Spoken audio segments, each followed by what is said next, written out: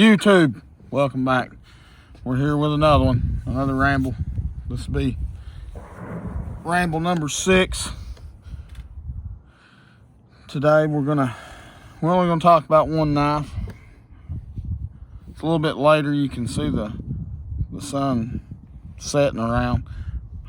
It's took me a while to get to this. I worked graveyard last night. We had a couple of ball games to attend and watch. We're going to ramble a little bit about this knife, and we're going to answer an open tag from Terry's Knives and Man Stuff. Saturday Stockman Stampede. So we might as well get into it. This one here is a 2004. I did my research on this today. 2004 case, medium Stockman.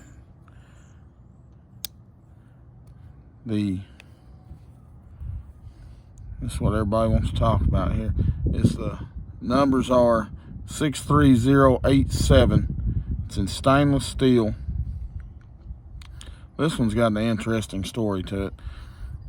While we take a look around this, I think it's pocket worn. I'm not sure what this jigging is, but it's a pocket worn. What do they call it?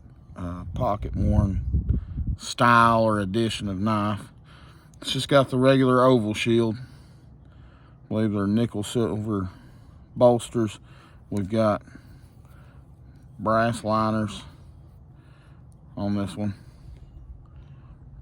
This one, it doesn't get carried very much anymore, and there's a reason to that. It's got brass pins as well.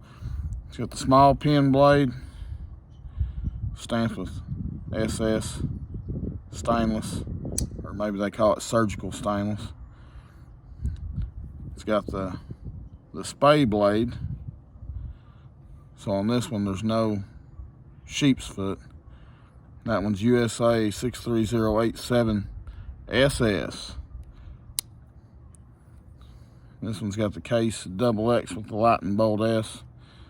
I believe we got 4 dots removed and 4 X's left. I believe they ran that one from 2000 to 2009, best I could tell from my research. So this one here is one after I graduated high school and I started dating Mrs. 865. I had lost my slimline trapper, so later to be found, but I had lost my slimline trapper I'd had forever. I didn't have a nice quality knife, just to be honest. And I was working on a construction crew right out of high school.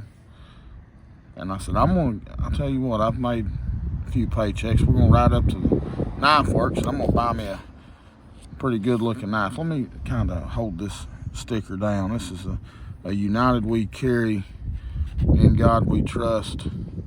I got that one from Rugged on the Rocks. I believe he still has a Rugged on the Rocks Instagram, and he has one called the Adrenaline Complex as well. Super cool guy from, I want to think he's in New Jersey. We had a whole lot in common. We talked quite a bit.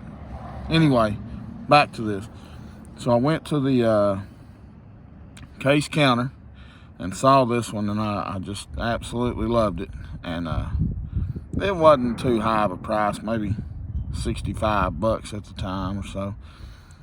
And I asked to look at it, and the old man that was working behind the counter, he said, "Son, if you're buying a knife to work with, I sure wouldn't buy that one." And you know, this was the first case knife I'd purchased with my own money that I'd worked for and earned. And I said, you know what, I'm against this guy's judgment and mine. I'm gonna buy this knife and I'm gonna work with it. And it didn't take me long. I worked with them a couple of years, that construction company, and then I got into the millwrights, and I carried this one all the time without fail. And I decided one day I was going to work on the wife's something on her car, and I used this blade as a screwdriver, and I snapped off about, I don't know, let's say about that much of it. And I dropped it a few times and beat the bolsters up. And there's one side of this that's got the bones, got a crack in it right here off of that pin. And the blades were pretty much trashed and chipped out and all this, and I decided I sent it back for repair. And I had this thing, I believe they replaced this blade right here. I think they replaced this blade as well, possibly. And they polished it up, you know, sharpened it. I believe the shield had been knocked out too, and I'd sent it with it. Oh yeah, the gapping. I don't really, there's maybe some small gapping right on this bottom liner in this back spring. It's nothing too bad. That kind of stuff doesn't really bother me. But, and once I got this knife back, if my memory serves me correctly, I believe there's a rare finds case rare finds list, and I believe this knife is on it. And that motivated me to quit carrying it. It isn't the snappiest little knife, but I think she's quite a bit of a looker, though.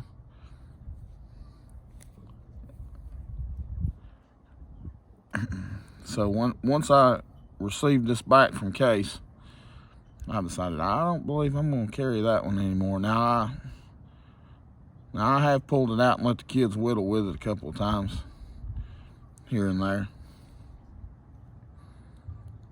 But this one mostly stay put up. I don't have anything that's really in pristine shape, but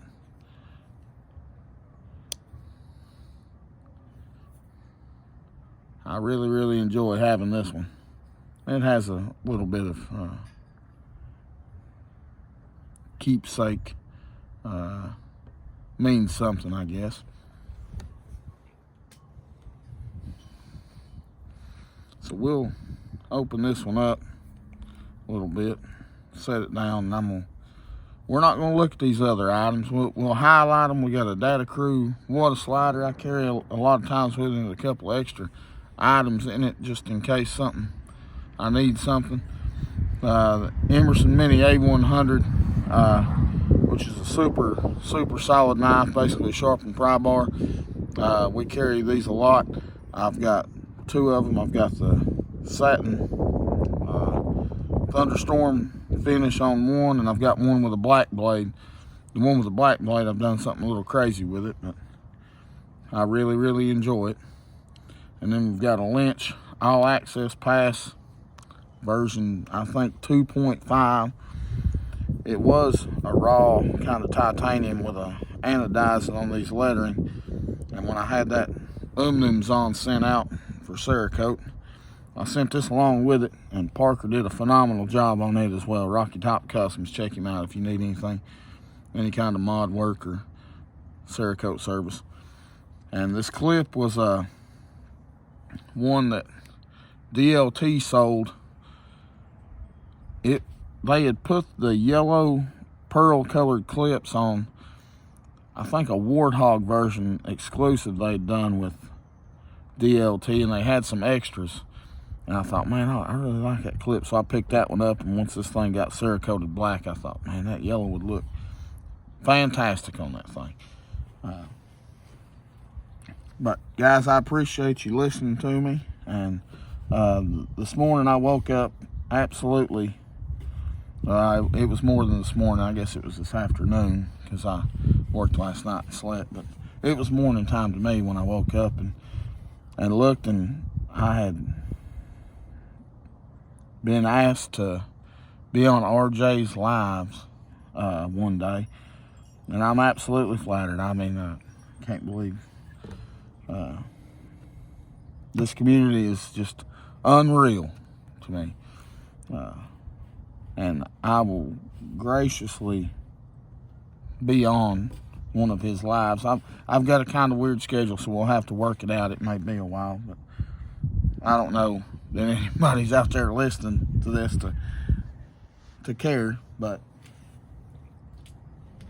we're excited about that. We're excited to grow on this channel, and let me know if you like it. And comment below, like, subscribe. Tell all your YouTube friends, tell everybody in the community, hey, there's a guy down there in Tennessee who's wild crazy about knives. Let's talk about them. He could just ramble on for hours about it.